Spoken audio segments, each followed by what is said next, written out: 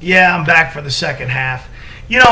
Here's what a national organization, I want to talk about this. A national organization shouldn't be our competition. What a national organization should be is just that. A national organization should be promoting companies like Tech Wash Services to use UAMCC contractors. Should be telling Food Maker, Target, McDonald's, Walmart, should be educating them about us out there, driving them to their site where they can independently either choose a company, whether it be a larger company like Tech Wash Services or myself, or a smaller independent operator. There is a need for these companies to use smaller independent operators. As you guys know, many of you out there, there's literally dozens of you that have executed these Tech Wash service contracts already. Well, we're finding out that, basically there is no national service company that can handle pressure washing. I'm here to tell you, I've been doing this 25 years. One doesn't exist. The only one that even comes close to it was a company called Retail One and another company called Fleet Wash, which everybody knows Fleet Wash, and that's the new brand new company that potentially could handle it. But the UAMCC as a national organization should be promoting contractors, and that should be their business. Education and awareness. They should also be handling affairs with any type of government intervention as it relates to the Clean Water Act, things like that. These are the things that a national organization should be doing.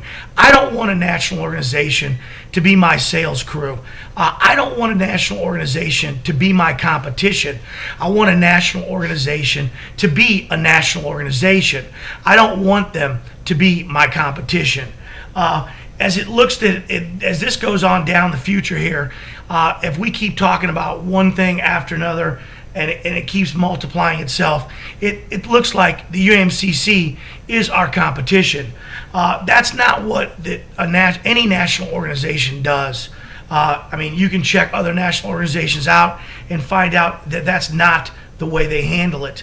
I don't want to completely default everything that these guys have tried. It's a thankless job. Up until this point, I thought everything was going wonderfully.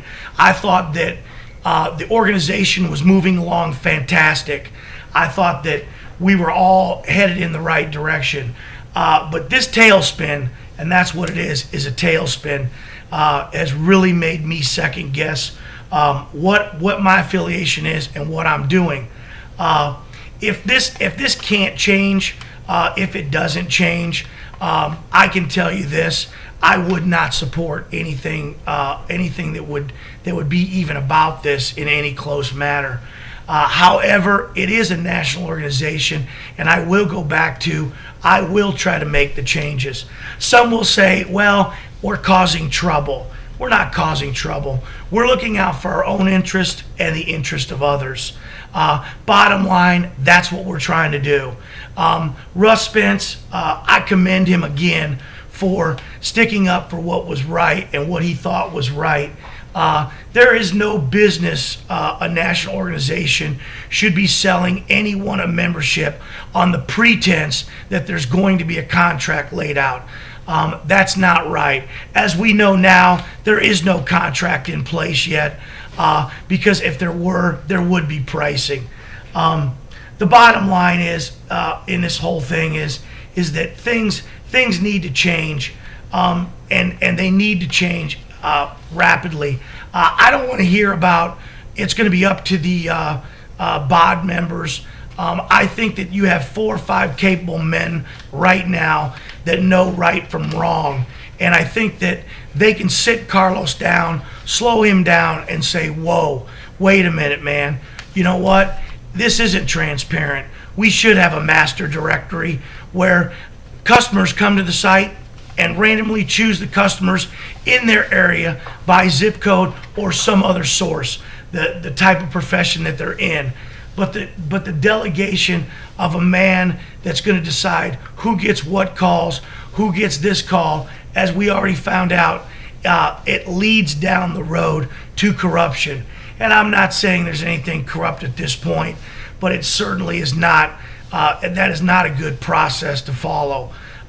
When you're talking about dollars involved and you're talking about men, and men make mistakes, believe me, you've got to put bulletproof systems in to where things like that do stay transparent, and that people aren't looking at this thing like there ever could be a chance that it is corrupt. On that note, I want to tell everybody that, I think that you should join this organization. I think I've told even Russ, I've told some other people that if you don't join the organization and make the changes and get involved the way you want the organization to go, then it's going to keep heading potentially in the path that you don't want it to head.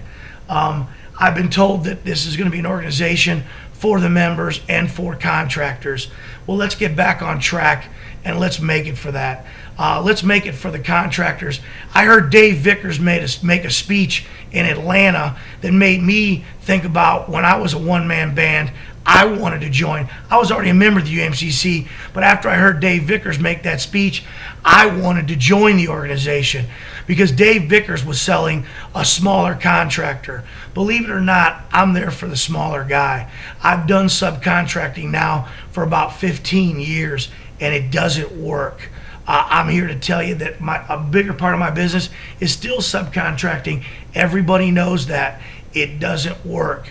What has to happen in this industry is independent, smaller contractors need to get educated in the ways of commercial cleaning, and there is money out there to be made. As you've recently just found out with these multi-million-dollar contracts that the UAMCC is stirring up, there's a piece of the pie for you. The Jack in the Boxes in my region are worth probably $375,000 a year because we have so many of them here just in Phoenix. Like I said, I don't want to get into that because to me, with what as my business model relates, Jack in the Box is no longer something viable that I do want to entertain as far as a customer. But it was absolutely wrong that it was not brought up to the entire UAMCC membership for a look and saying, hey, there was no way I could possibly handle that. I gotta tell you, there's some sharp contractors that may only be one-man bands in this show, but in 10 years, they may be major players in the industry. And to pass them by yesterday was absolutely, to me, it was a shame. And I don't understand why they're not upset about it as well as I'm upset about it, that they were looked over. It's not right, and I don't want to see this happen again in the future. So yeah, I'm here to be a thorn in the UAMCC side if they want to completely keep practicing untransparent. And I don't want to hear that word transparency out of any one of their mouths until this is fixed, because it's absolutely wrong to the industry. And I'll tell you what, Dave, I'll speak completely to you because I believe that what you were saying in Atlanta, you were saying from the heart. If you weren't, then I guess you got me. But I'm going to tell you, this is not transparent, and it does need to change. And we're going to be talking about this, and obviously on the Pressure Washing Institute on a daily basis until we get some answers. By the way, this banning thing that we all did, as far as looking for an excuse to get rid of me. By the way, I got a message and an invite in an email there that's posted. The email doesn't say anything about it being private or for members only, just so you know. So that was one of your other screw-ups. I won't expect an apology anytime soon because we know that, Carlos, you have a problem with apologies. But the email's clearly posted there for everybody in the public to see, and it is very unclear. And as it relates to all the things that were going on and you tantalizing non-members with tech wash service agreements, I was assuming that non-members were also invited to this. And plus, the email said it was never a members only thing to begin with. Uh,